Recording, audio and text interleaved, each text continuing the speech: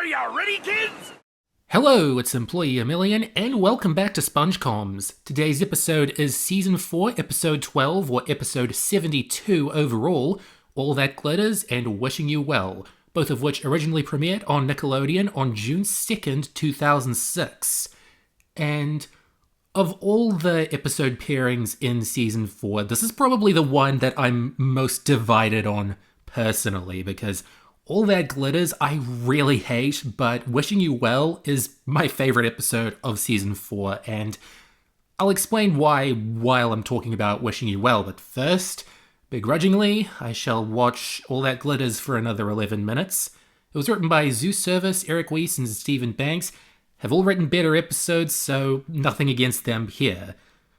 What I think makes this episode truly bad is it just fails on a joke construction level, because at the start of this episode, you've got just a bunch of running gags. There's almost nothing but running gags at the start of this episode. You've got everyone saying Monster Krabby Patty. You've got SpongeBob crying for a little bit. You've got, in the middle, SpongeBob just smashing a bunch of piggy banks, making the same noise, and the spatula seller making the same noise. It's just a very repetitive and monotonous episode in terms of its comedy. And I'm not saying there aren't any good jokes in here. It's still Season 4. There is still a bit of that classic wit to it, even if it's taking a backseat to stuff like this, where it's just SpongeBob crying for, I think, about half a minute, maybe longer. And that's a big chunk of the episode it's taking up. Well, at least in the scene right here, he's finally in therapy. Good for him. But what I find very annoying about how this episode shook out is that either Zoo Service or Eric Weiss put their storyboards on the internet a couple either months or years after the episode aired, and it is interesting looking at the deleted scenes and jokes that got reworked by Paul Tibbett or Vincent Waller or someone who, I guess, wanted to give a bigger theme to the episode, but there are moments in that storyboard that just make more sense and make the episode better in some ways.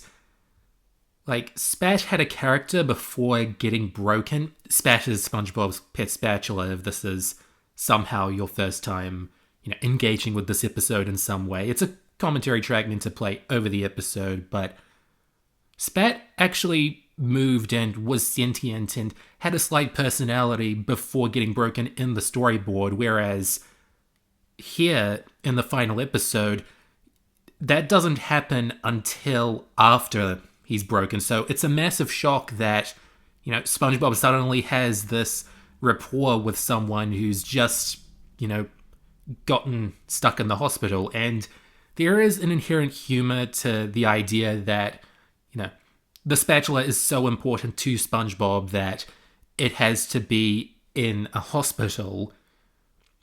But it's just not conveyed very well. And, I really hate this gag coming up in a minute or so of SpongeBob just smashing like 5 piggy banks in a row, and there's not much variety to what's happening in the scene where SpongeBob is trying to prove how much money he has to the Le Spatula salesman. And, that wasn't as bad in the storyboard because SpongeBob reaches for 1 piggy bank and the salesman says no, and then he reaches into his bed or a sofa and pulls out 4 extra piggy banks, and, that's a better way of,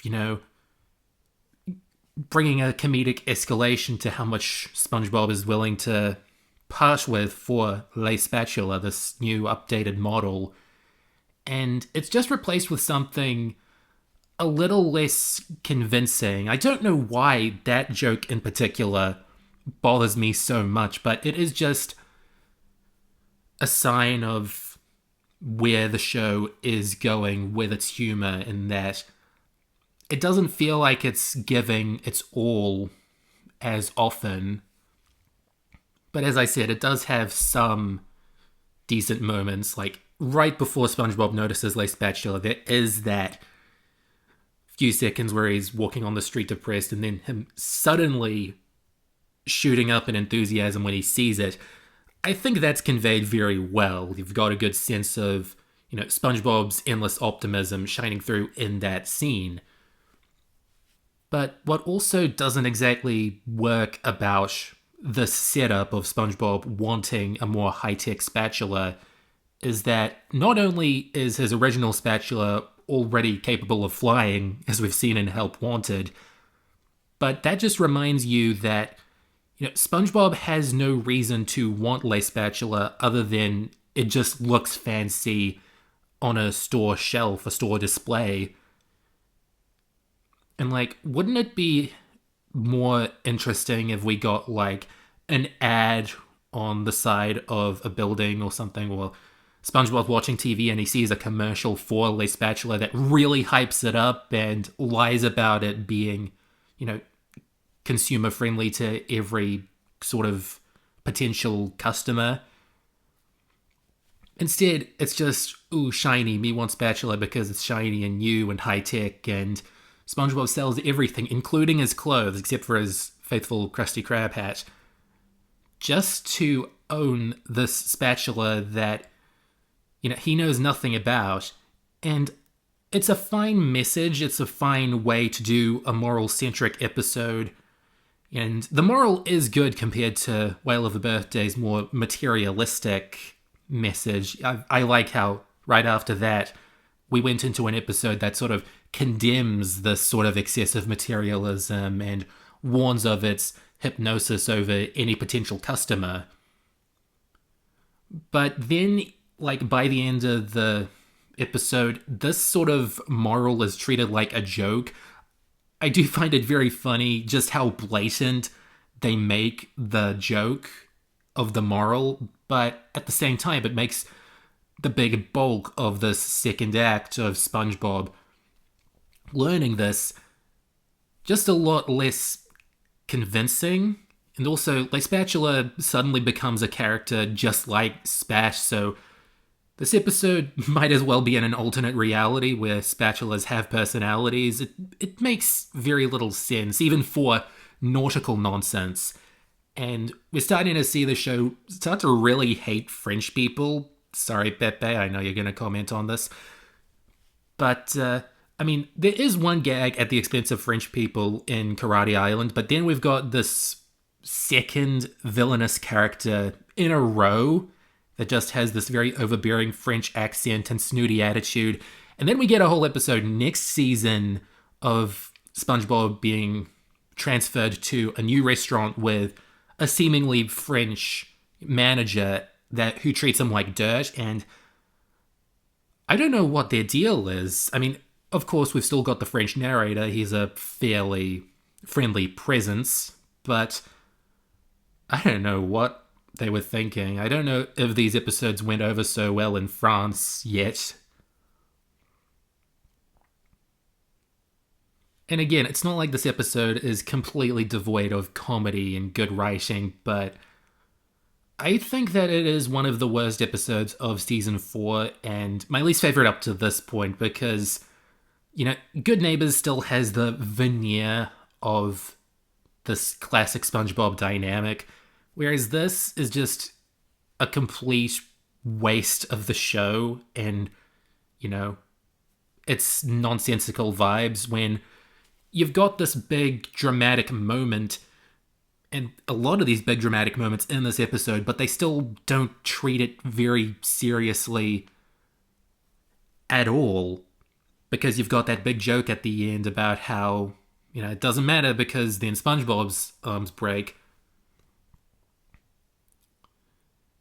But there are, again, jokes I like this actor, and I like the live-action arms that bring out the monster patty meat just to show just how big it is, and apparently those are the arms of the animatic editor of this time, Steve Downes, so that's his impact on pop culture. Small impact, but he's got very memorable arms. And what's this big soap opera climax about with, Spat suddenly feels like they were, you know, discarded by SpongeBob, even though. Like, what is Spat's personality? Like, SpongeBob is just talking into a wall whenever he's talking with Spat in this final bit, because at least Le Spatula is advanced enough to speak, whereas here we've just got even more extended scenes of SpongeBob crying, and he's not the most mature guy out there, but this is just not fun to watch, and it is a vibe that is going to trickle in through the post-movie seasons and, make the show less approachable in some ways. So that's why I really don't like All That Glitters. Talking over it has made it more bearable, has made me appreciate, the drawings more, because this is a well-drawn and well-bordered episode, even if some of the jokes got cut or rearranged for some silly old reason. And there we go, there's Steve Downs' arms again, and the wacky little ending where SpongeBob... I'm just describing what I'm seeing here. It's not good commentary, but this is not a good episode, so I think it fits. Then we head into my favorite Season 4 episode, and my favorite episode of the whole post-movie era, Wishing You Well, written by Luke Brookshire, Tom King, and Stephen Banks. And while this episode is another example of Mr. Krabs being defined by his greed rather than any of his positive traits, it is a fun portrayal, because you've got these scenes of him interacting and showing how his greed is a bad thing. Doesn't learn his lesson, builds the wishing well, takes the wrong message from it that it's a scam rather than something designed to give people hope. I really don't know the economics surrounding wishing wells. I don't know if it's a novelty or if the government really uses it as an easy way to get tax money from people. So it is a novel idea for Mr. Krabs to, exploit people's optimism surrounding wishing wells. It's sort of, his characterization in episodes like this sort of remind me of Eddie from Ed, Edd n Eddy, and how he'll, do anything to get a quarter. But for Mr. Krabs, the goals are much bigger. He's somehow even nastier. And, it's fun and funny as long as there is some sort of climax to the whole story and some lesson for the audience to take away. Mostly that happens in Ed, Edd n Eddy, and for a lot of episodes, even in the post-movie era, that does apply to Mr. Krabs as well.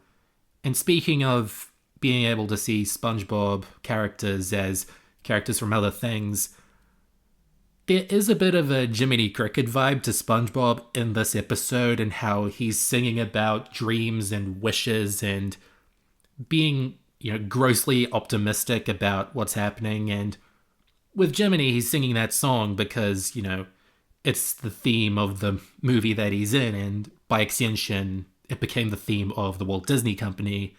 Whereas with SpongeBob, it's just about how much faith he has in Mr. Krabs, that he's not, using SpongeBob for, cynical means. SpongeBob is an optimist in this. And I think you could make the argument that with episodes like this, SpongeBob, the series, was losing that sort of realist charm that made adults want to tune in and see themselves in the characters and the scenarios. You've got this very bubbly, uplifting song about, wishing wells and how they make dreams come true, and it does show the transformation of SpongeBob as a series with these new writers and this new ideology about what SpongeBob, the character, represents, as well as what his stories represent. And it is more stuff for kids to watch. But I think there is still something for adults to take away with this in terms of SpongeBob and Mr. Krabs' dynamic, and to a lesser extent, SpongeBob and Squidward's dynamic. Less so with SpongeBob and Patrick just goofing around, but that's become par for the course by this point in season 4. And, this episode did well at the time because it was the second most popular episode of the top 100 they did for the Best Day Ever marathon, only losing to Karate Island. And that is a very high honor. Like, I really like this episode. I find it very funny and charming and full of character, but it would take a lot to convince me that it's top 10 for the first 4 seasons.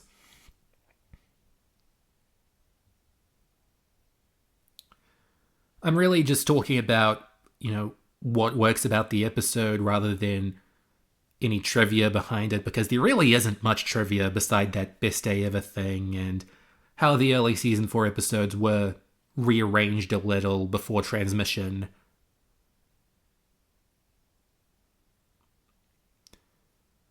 One of the good things about this episode is that alongside Dunces and Dragons, this is an early chance for the post-movie team to throw as much characters into this world, into this story as they can, because you've got SpongeBob, Mr. Krabs, and Squidward, obviously, and then you've got Patrick joining in on the, torture of being inside a well while SpongeBob has to collect money from other civilians, and Patrick does sort of help. He has good intentions with pulling that shovel out of his pants in the reprise of the Down the Well song. But you've also got Sandy, Plankton, and Mrs. Puff helping out with tossing in some money for the wishing well. With Plankton, you could argue that there's a plot hole in that why is he giving money to a wishing well right next to the Krusty Krab if he doesn't, if he's just as pessimistic about the world as Mr. Krabs and, there's suddenly a wishing well, better throw in some cash and pray that I'm taller tomorrow. I do think that the dynamic between SpongeBob and Mr. Krabs is like a less oppressive take on Krabby Land, where it's less about, SpongeBob suffering and more finding the best of a bad situation down here. That sort of goes into what I said before about, season 4 not being, as realist as the first 3 seasons, but I don't mind that as long as this episode is consistently feel good in what it delivers. The only real, flaw to my logic in calling it a feel-good episode is that you do have a minute or two of Squidward getting stuck in the well as well. But that does show 2 things. One, SpongeBob's wish when it comes true, when he finds the magic. And second, there's more of a relief when Squidward gets free and gets his wish of finally being able to stay away from SpongeBob.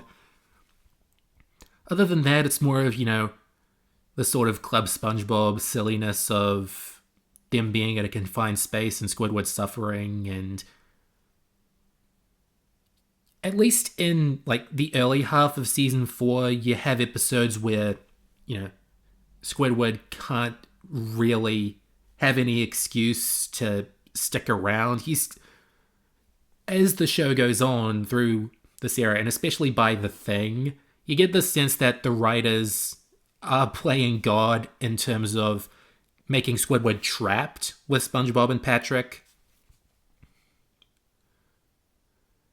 But at least there are some funny moments in this little bit of the episode. You've got, them changing the words for claustrophobia forever. You've got claustrophobia no longer meaning anxiety or fear of small spaces. Now it means a fear of Santa Claus.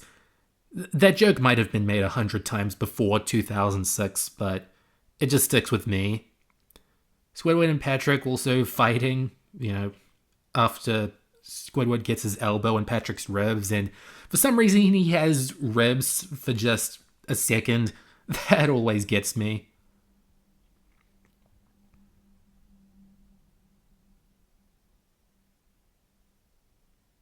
Some very well painted ribs too, as you can see. If you're watching along with this. I think, this show still has, a grasp on my psyche because I didn't say it for all that glitters because I was just trashing the episode there, but through thick and thin, being followed up with through grease and gristle has always stuck with me. It's the part of the episode that stuck with me ahead of all that nonsense. But Wishing You Well just looks so much better in contrast to the episode it's paired with because it's about something. It's about, magic and the superstition surrounding magic, and this ending is just very satisfying in a lot of ways because you've got Squidward, although he's in pain, he does get his wish of being away from SpongeBob. You've got Patrick's wish, which came true earlier in the episode. He just storms off, leaving SpongeBob and Mr. Krabs to talk about the ending. SpongeBob had a wish earlier. I like how every single character that they feature has a role or a supporting role to the narrative of this. You've got Sandy and her giant telescope. You've got Mrs. Puff and her hot rod. Those could have been things that they bought but didn't really elaborate on. But then you've got Plankton being really tall. And I like how there is this sort of darkness to, Plankton, being this giant was at first this horrible nightmare scenario back when it was first posited in Sleepy Time. But now in this more chaotic version of the show that has transpired since season 1, it's just another Tuesday. And I like the design of giant Plankton. It's basically the same design, but his legs are just a teeny bit longer. It could have been the perspective, but I don't know. I like to think that they tweaked his design just a little bit. And Mr. Krabs' wish is dark in a sense, but in a funny way, because it's live action. Whenever they dip back into live action, there's a sense of absurdity to it. And Mr. Krabs is punished in a silly way. And I don't know who ate him. That's a mystery for the ages. But that is All That Glitters and Wishing You Well. My question for you last time was, what's your favorite birthday episode? And a lot of you gave a lot of very interesting answers. Random Lad would say Feral Friends. Fun fact, Karate Island is Jeanette McCurdy's favorite SpongeBob episode. If true, then bless. Spongiotakoof, I hope I pronounced that well. My favorite birthday episode of SpongeBob is Whale of a Birthday and SpongeBob's Birthday Blowout. Sparkling with Nights, Birthday Blowout, and The Donut of Shame. I always forget that's a birthday episode or some sort of party episode. Bryce Fawn, Birthday Blowout, Donut of Shame, and Feral Friends. Pepe Le Pew, Feral Friends, and Big Birthday Blowout. Heppa X Gamma asks, does Opposite Day count as a birthday episode? In spirit, I'd say so. Dash Yellow Rose says Feral Friends, typed Pharaoh Friends. I think that's a recurring thing. MDBJC says the yellow jumpsuit was from Bruce Lee movie Game of Death. Sorry. Always correct me if I mess up like that. But it does bring to mind Kill Bill in some sense. So I got my trivia mixed up. But thank you for correcting me. Brendan Barney, Big Birthday Blowout. A lot of Big Birthday Blowout. My question time for you now is, what was your favorite wish in this episode? I ask you a lot of things about the show as a whole, like what's your favorite kind of episode or character in a certain sense, but I think it's about time we veer into specifics about what's your favorite thing about an episode, just to get some discussion going. I'd love to read your comments next time, but that won't be until September when we've got the 18th anniversary of Plankton becoming nice somehow, which is soon followed by Gary becoming evil somehow, when I'll pick up SpongeComs again with 73, New Leaf, and Once Bitten. Goodbye for now.